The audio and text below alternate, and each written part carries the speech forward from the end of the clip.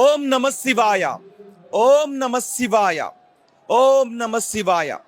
ప్రపంచ శైవ క్షేత్రాలన్నీ ఈరోజు ఓం నమ శివాయ మహాశివనామ స్మరణతో మారిమోగిపోతున్నాయి.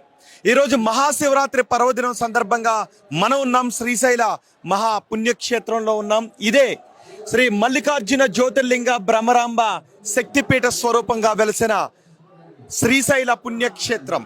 ఇక్కడే ఈశ్వరుడు మల్లికార్జున స్వామిగా వెలిసాడు, జ్యోతిర్లింగ రూపంలో వెలిసాడు.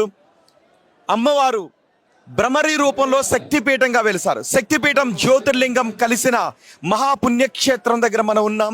ప్రపంచ శైవ క్షేత్రాలన్నీ ఈరోజు శివనామ స్మరణతో మారుమోగిపోతున్నాయి. మహాశివరాత్రికి సంబంధించి పురాణ కథలు చాలా ఉన్నాయి. సో ఏది ఏమైనా మహాశివరాత్రి పురాణ కథలు ఏం చెప్పినా ఓం నమ శివాయ అనే నామస్మరణ మాత్రం ఇక్కడికి వచ్చి భక్తులంతా చేస్తుంటారు, మనస్సులో చేస్తూ ఉంటారు. శివస్వాములు తమ మాల ధరించి ఇక్కడికి ఓం నమ శివాయ అంటూ శివుణ్ణి దర్శించడానికి వెళ్తున్న దృశ్యాలు కూడా మనం ఆ టీవీ స్క్రీన్ పైన చూస్తున్నాం.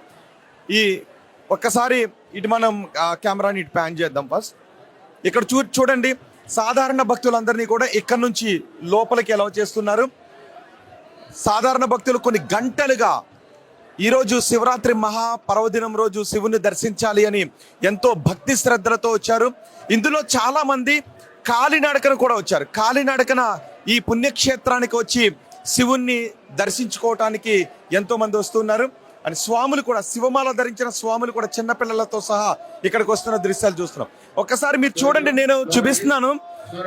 అందరూ కూడా జ్యోతిర్లింగానికి వెళ్ళి దర్శనం చేసుకోవడానికి అవకాశం లేని వాళ్ళు పంచారామాలకి వెళ్తారు. పంచారామాల్లో దర్శనం చేసుకోవడానికి, అంటే వాటికి దూరంగా ఉన్న వాళ్ళు పంచభూతాత్మక లింగాలు వెలిసిన క్షేత్రాల దగ్గరికి వెళ్తున్నారు. ఇలా ఊళ్ళో ఉండే శివాలయాలు కూడా కిక్కిరిసిపోతున్న సందర్భమే మనకు కనిపిస్తుంది. ఒకసారి చూడండి, లోపల అదే ధ్వజస్తంభం, మహాశివుని ధ్వజస్తంభాన్ని ఇప్పుడు మీరు చూస్తున్నారు. నిజానికి మహాశివరాత్రి రోజు ఏం చేస్తే మహాపుణ్యం వస్తుంది అని చాలా మంది అంటూ ఉంటారు కదా. ఏం చేస్తే పుణ్యం వస్తుందంటే మహాశివరాత్రి రోజనే కాదు, ఏ రోజైనా ఓం నమ శివాయ అనే పంచాక్షరిని జపిస్తే మహాపాపాలన్నీ కూడా పోతాయి. తెలియక వచ్చేసినటువంటి పాపాలు పోతాయి అని చెప్తూ ఉన్నారు.